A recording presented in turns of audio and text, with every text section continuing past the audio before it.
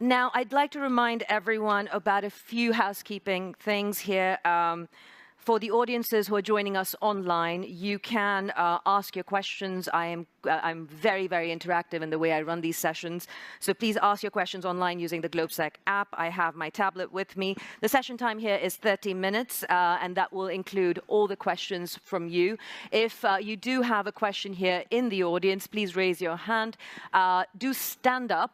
Give me your name, the organization you represent, and keep your question quite short. We're running very short on time, so I want to ensure that we get in as many of your perspectives and questions as possible. I also want to make sure that our online audience knows to make sure that when you ask your question, please keep it succinct so that I'm not trying to figure out what exactly you're trying to ask, and that saves a heck of a lot of time too. Minister Jaishankar, thank you very much. Day 2 of your trip to the CEE. It's been quite a ride since February for not just the region, not just Europe, not just the West, but it is now trickling in terms of effect of what's happening between Russia and Ukraine into the rest of the world, the East, the global South. Paint us a little bit of a picture of India and how India has been impacted. You've come out of COVID, you've had issues on the border with China, you've come out of the Quad with many, many diverse and divergent opinions, and an economy that is looking to make dramatic changes, but in very difficult and turbulent times. So if you can paint us a picture of where India is at right now, and then we will pick up the conversation from there. Okay, let me go with exactly that flow. I think, yes, we are largely out of the COVID, though it never quite goes away. But we are out of the COVID also with a strong sense of economic recovery. I think there's a lot of optimism about rebuilding, and not just rebuilding, but actually leapfrogging in many areas, particularly digital. I think we handled it very prudently. I almost am tempted to say smartly, in terms of the financial responses, which was we didn't blow the bank in responding. We intervened where we had to, and very effectively. And at the moment, in a sense, the Modi government has just completed 8 years in office. And what we have done in those 8 years is really to, I would say, build almost, I would say, a social welfare society at a speed and a scale which the world hasn't seen. And in some ways, the COVID has actually hastened that. I mean, we are, for example, as an example, we are giving food support to 800 million people. And we've been doing this for more than 2 years. So that's like the population of the US and EU put together. We have a house ownership, publicly supported house ownership program, which covers about 115 million beneficiaries, which is almost like building houses for Japan. Or even if you look at terms of, this campaign, this program actually to replace firewood with gas cooking. It's impacted 80 million people. That's like changing Germany's kitchen in the space of a few years. So there's a lot going on there. And why I mention that is many of the global developments today have the potential of actually putting that under stress. Your second reference was to China. Yes, we are going through a particularly difficult patch in our relationship with China. We've had differences in the past, but we've never had a situation where, after 1962, where really agreements on not bringing forces to the border have been disregarded. A very large number of forces have been brought to the border. We've had a clash. People have died. And this has not happened now. It happened 2 years ago. So in a sense, it's a bit of a diversion, but it's also a useful reminder to Europe that there were other things happening in the rest of the world which sometimes Europe perhaps doesn't pay enough attention to. And there's also been Afghanistan, and what happened there, the circumstances in which the Western, particularly American military forces left finally. And now we have Ukraine, and coming into this region, it's a region which I know well. I have lived here in Budapest and in Prague. And it's a region which has been very helpful to us when we wanted to get 20,000 students out of Ukraine. Slovakia, Hungary, Poland, Romania, even Moldova. But I think it's also important for people in the region to realize how this is playing out in the rest of the world, that it is creating a huge fuel crisis, a food crisis, a fertilizer crisis, pushing inflation in low-income societies which don't have the margins really to absorb that.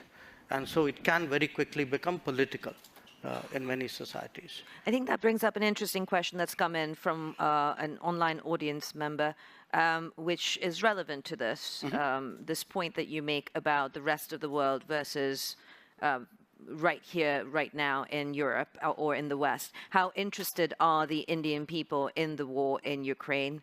Is it a major concern? Is it a minor concern? And you've kind of alluded to the fact that it's affecting fuel, it's affecting food, but how interested is the populace itself?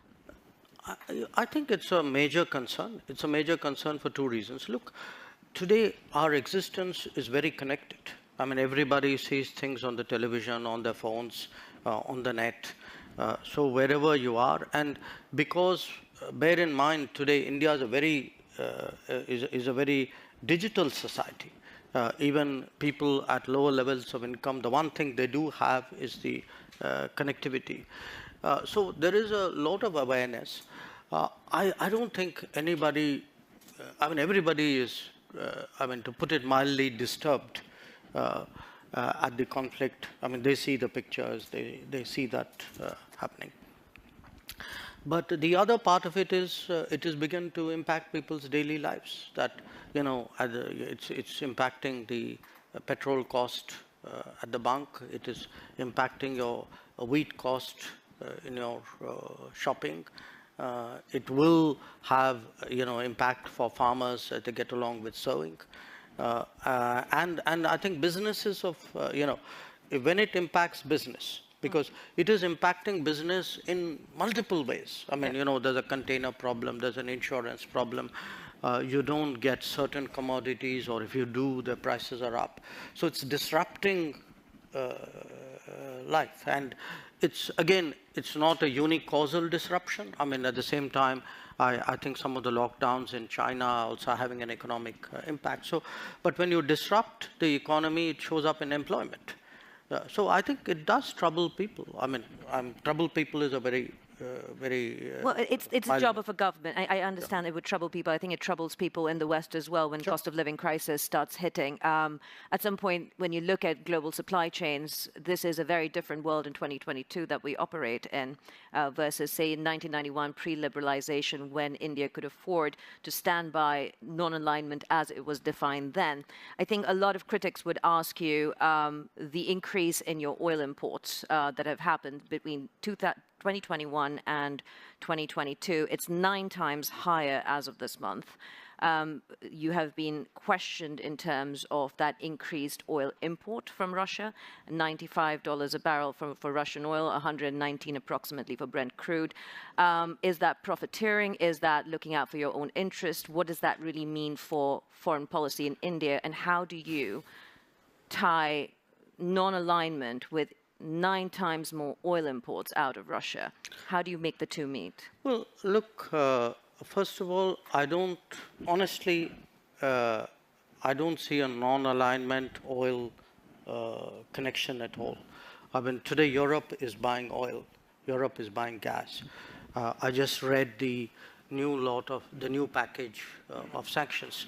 Now, the package is designed in a way in which consideration has been given to the welfare of the population. So, pipelines have a certain carve-out. And timelines have been given. It's not like tomorrow morning everything's going to be cut off. So people need to understand, if you can be considerate of yourself, surely you can be considerate of other people. So if Europe says, look, we have to manage it in a way in which its impact on my economy is not traumatic, that freedom or that choice should exist for other people as well. Now, in terms of our oil purchases, we don't send people out there saying, go buy Russian oil. We send people out there saying, go buy oil. Now, you buy the best oil you can in the market. So I don't think I would attach a political messaging to that. I would also... How do you not conflate the two? I mean, I know the Indian-Russian relationship is strong, but you also have issues with China. How do you then sit back and define Indian foreign policy at this point where the West seems to be quite vociferous in trying to curtail funding for the war in Ukraine, whereas by purchasing this oil for national interest, India is being asked, are you funding this war? So, look, I mean, I don't want to sound argumentative, but then tell me if buying Russian gas is not funding the war? I mean, why is it's only Indian money and oil coming to India which funds, but it's not gas coming to Europe which funds? I mean, look, somewhere, I mean, let's be a little even-handed out here. And even this, look, the whole narrative that it's gone up 9 times. I mean, it's gone up 9 times from a very low base. And it was a very low base because at that time the markets were more open. Why if countries in Europe and the West and the United States are so concerned, why don't they allow Iranian oil to come into the market? Why don't they allow Venezuelan oil to come into the market? I mean, they've squeezed every other source of oil we have. And then say, okay, guys, you must not go into the market and get the best deal for your people. I don't think that's a very fair approach. So talk to us about the second aspect that Indian foreign policy is being questioned at this point when it comes to wheat bans and food bans of exports. How does that then correlate? Because we're talking about the global south and the east that is being squeezed by Russia's issues with allowing Ukrainian grains to be exported. But by India doing the same, again, aren't those weakest people in the world being subjected to the same kind of issues from India? Do you see that as supporting Russia, or is it a completely different element that we don't understand in the West, that your perspective is different? I think answer is B. You don't understand in the West. But it isn't just the West, okay? I don't think people understand because they're not actually tracking the trade. We have been exporting wheat, okay? Typically, we export about 2 to 3 million tons. Last financial year was a better year. We exported about 7 million tons. This year, before the heat wave hit us very badly, the expectation was that we would do substantial exports, and we were open. I mean, in fact, Prime Minister himself had said on various occasions, saying, look, we see that there's a food crisis in the world and we'd like to be of help. But what we then saw was a kind of run on our wheat, a large part of it done by international traders based out of Singapore and I think to some degree maybe Dubai.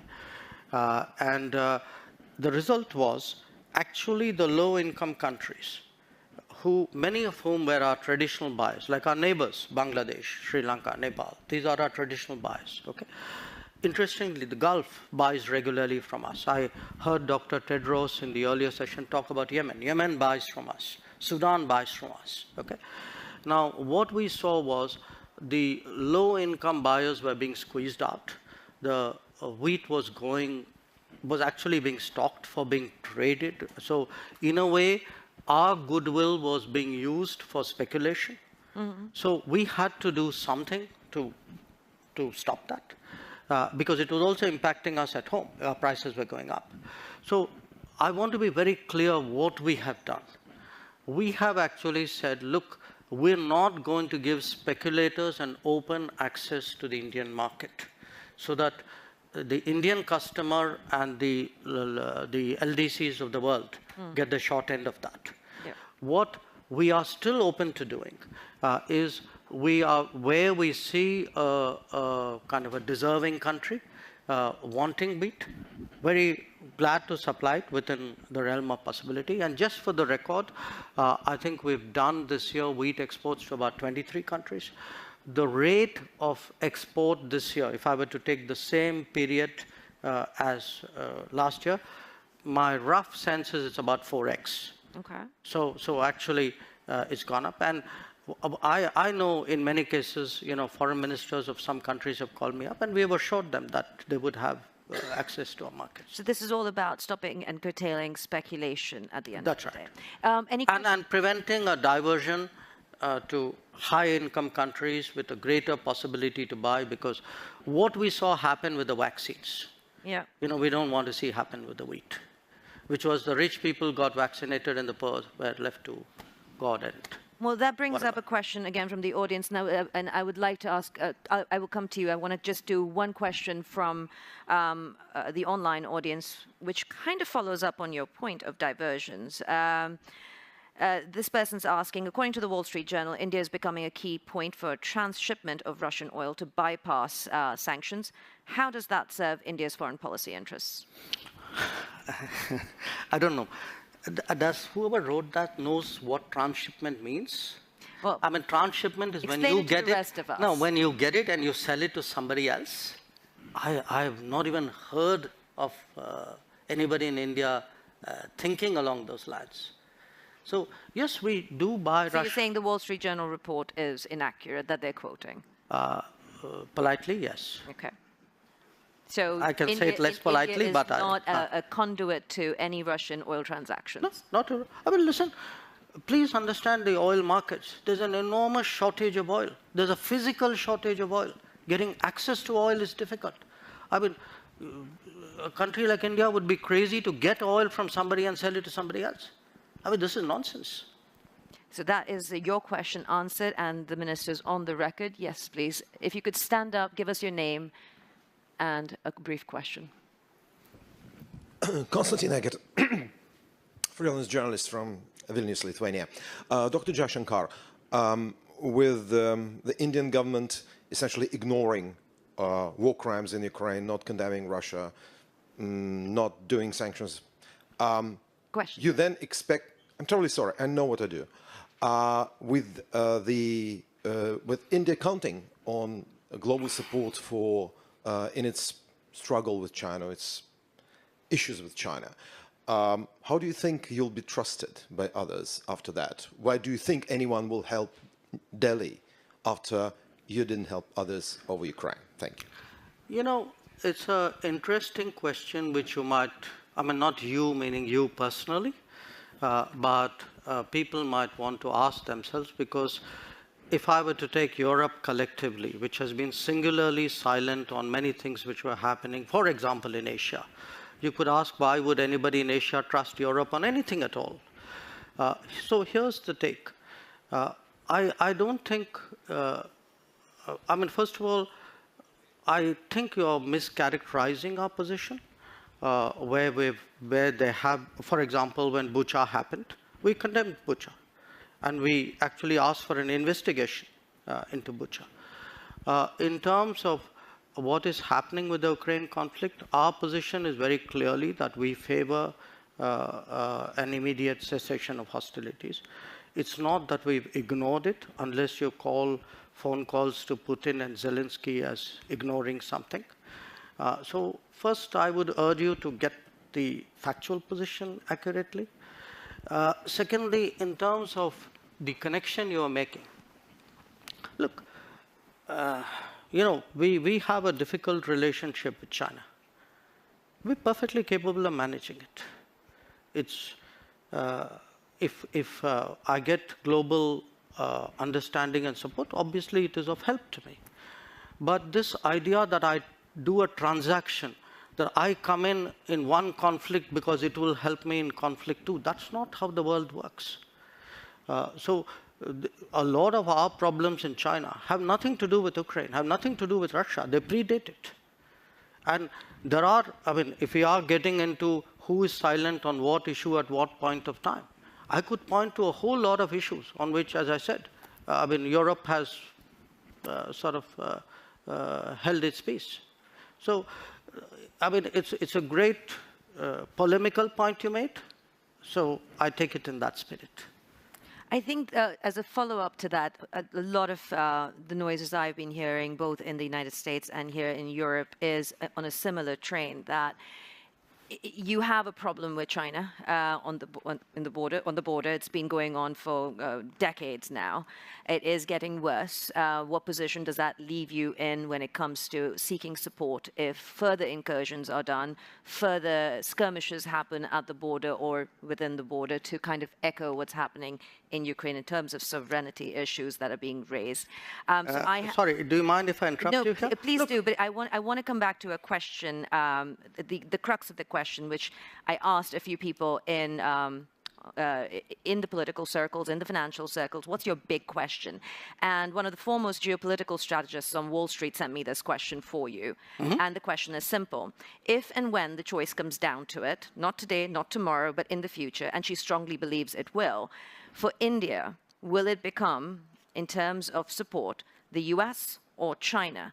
And that will be kind of a defining moment that comes out of the situation that we face with Russia right now. Look, number one, why I wanted to interrupt you in a way. I mean, I'm partly reacting to the previous observation. Somewhere Europe has to grow out of the mindset that Europe's problems are the world's problems, but the world's problems are not Europe's problems. That if it is you, it's yours. If it is me, it's ours. I think that's something, and I see, reflections of that. Again, in terms of, there is a linkage today which is being made. A linkage between China and India and what's happening in Ukraine.